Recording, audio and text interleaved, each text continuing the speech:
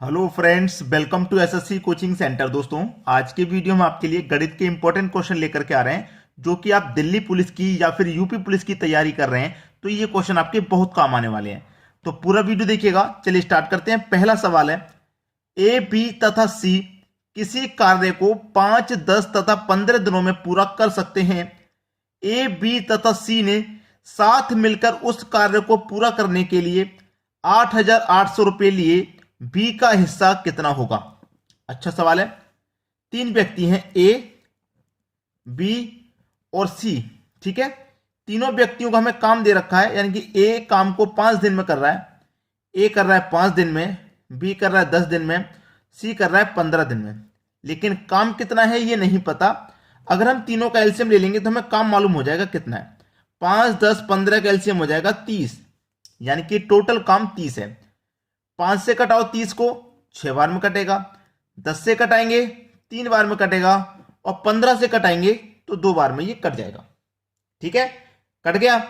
अब देखिए यहां पे ए एक दिन में 6 काम करेगा, तभी तो 5 दिन में 30 काम को करेगा। 10 बी जो है एक दिन में 3 काम करेगा, तभी तो 10 दिन में 30 काम को करेगा। और सी एक दिन में 2 काम करेगा, तभी तो 15 दिन में 30 काम को करेगा। यानी कि ये ए, बी और सी तीनों का एक एक दिन का काम है। ठीक है, अब तीनों ने साथ मिलकर कार्य को पूरा करने के लिए 8,800 रुपए लिए हैं। तो बी का हिस्सा कितना होगा?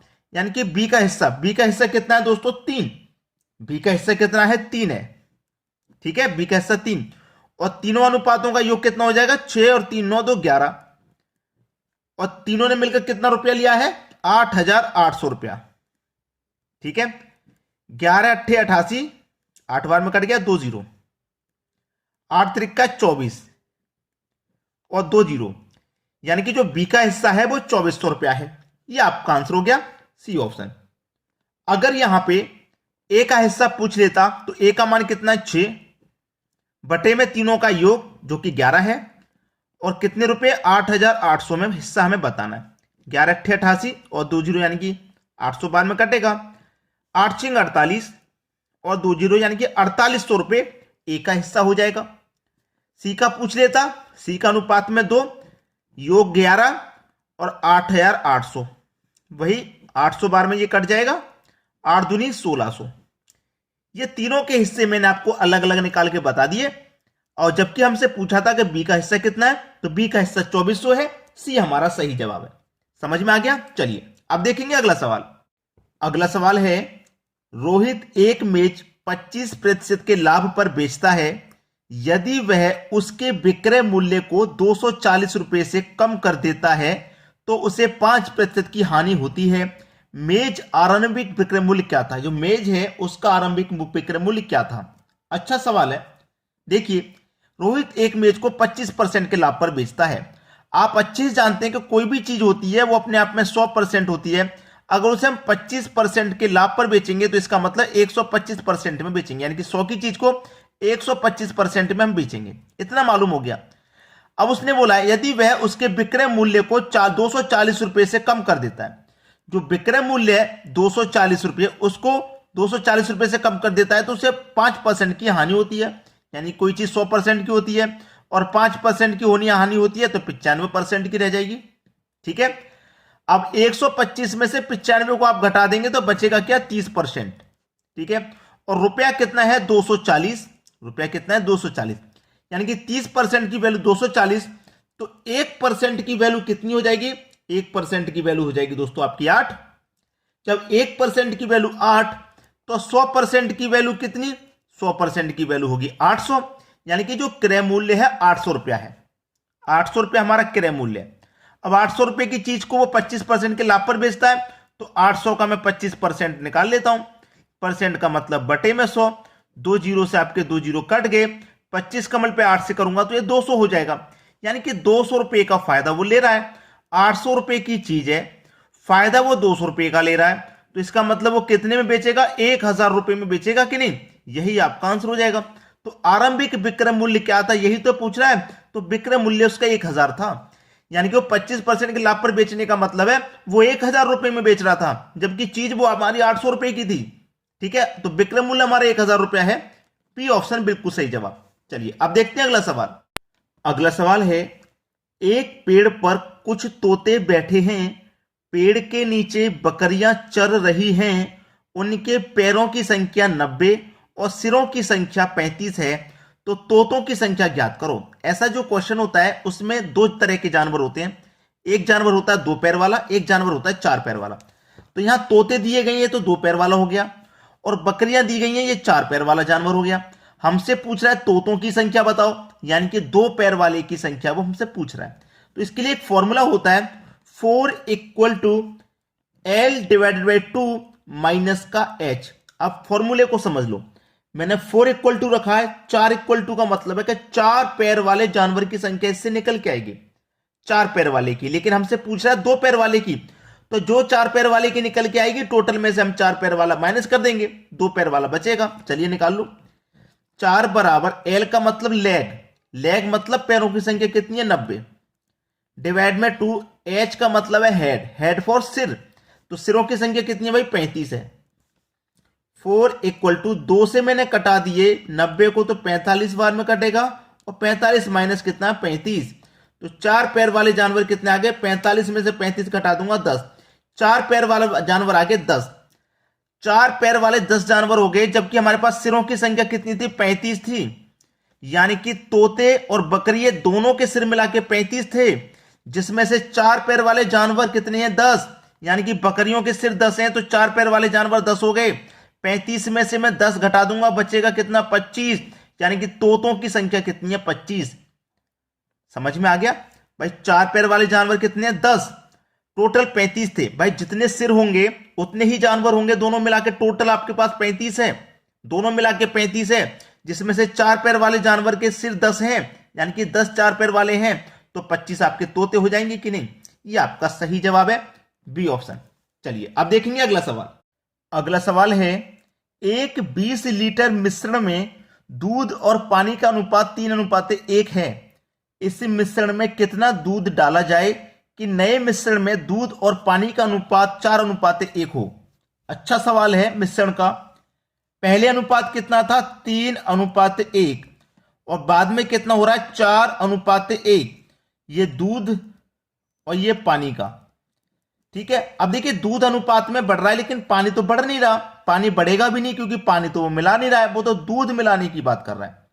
ठीक है, तो इसको क्या करते हैं, पहले ऊपर नीचे मल्टीप्लाई कर लेते हैं सेम बनाने के लिए। जैसे 4 कमल पे मैं 3 से करूंगा तो 4 त्रिक का 12, और 3 का 4 से करूंगा तो 12।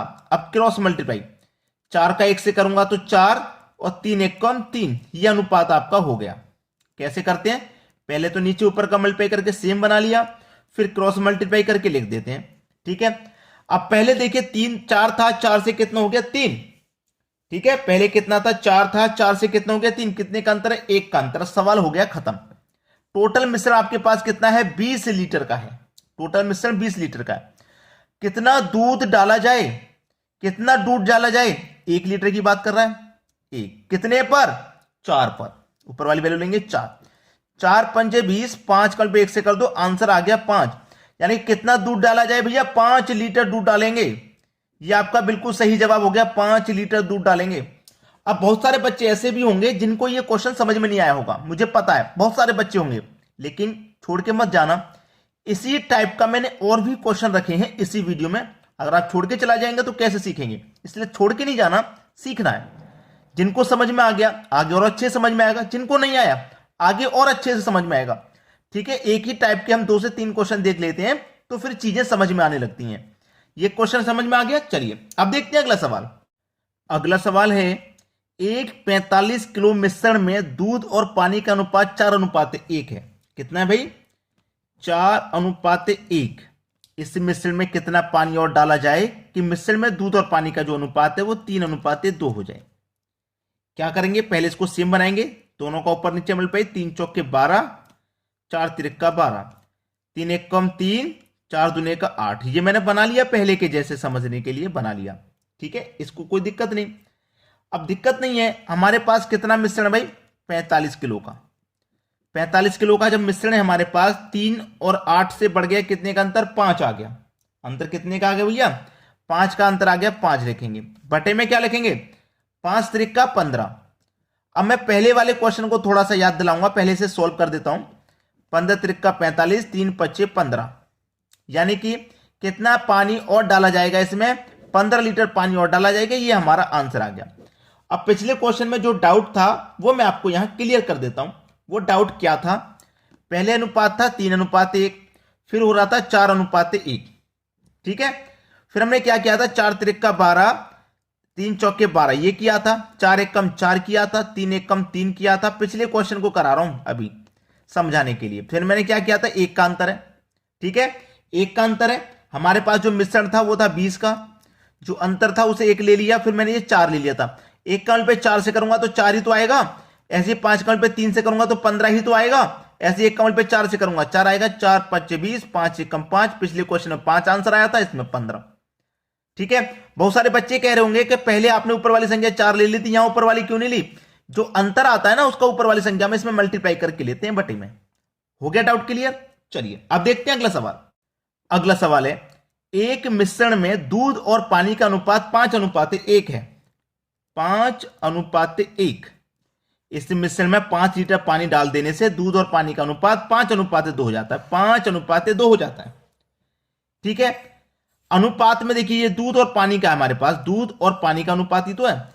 दूध तो हमारा सेम है, यहां पहले भी 5 बाद में भी 5, पानी पहले 1 था, 1 से बढ़ के 2 हो गया, कितना बढ़ गया 1, और यहां रियल में कितना बढ़ गया 5, यानी कि 1 की वैल्यू 5 है भाई, 1 की वैल्यू 5 है भाई। पहले पानी अनुपात में 1 था, 1 से 2 हो गया तो 1 बढ़ गया ना, अनुपात में 1 बढ़ रहा, रियल में 5 लीटर बढ़ रहा है, तो 1 अनुपात की वैल्यू 5 के बराबर हो जाएगी, 5 के बराबर हो जाएगी कि नहीं। पहले वाले मिश्रण में दूध कितना था, पहले वाले मिश्रण में दूध कितना था, अनुपात में 5। जब 1 अनुपात की वैल्यू 5 है तो 5 अनुपात की वैल्यू कितनी हो जाएगी, 25 नहीं हो जाएगी। आंसर आ गया भैया आपका 25। क्लियर है। तो आपको क्या करना है, वीडियो पसंद आएगा लाइक शेयर, ठीक है, और कमेंट, यही करके जाना है आपको भाई। लाइक कमेंट और शेयर करना है। वीडियो हम आपके लिए ऐसे ही लाते रहेंगे, दिल्ली पुलिस यूपी पुलिस की तैयारी अच्छे से होती रहेगी, आपको लाइक कमेंट शेयर करना है बस। ठीक है दोस्तों, धन्यवाद।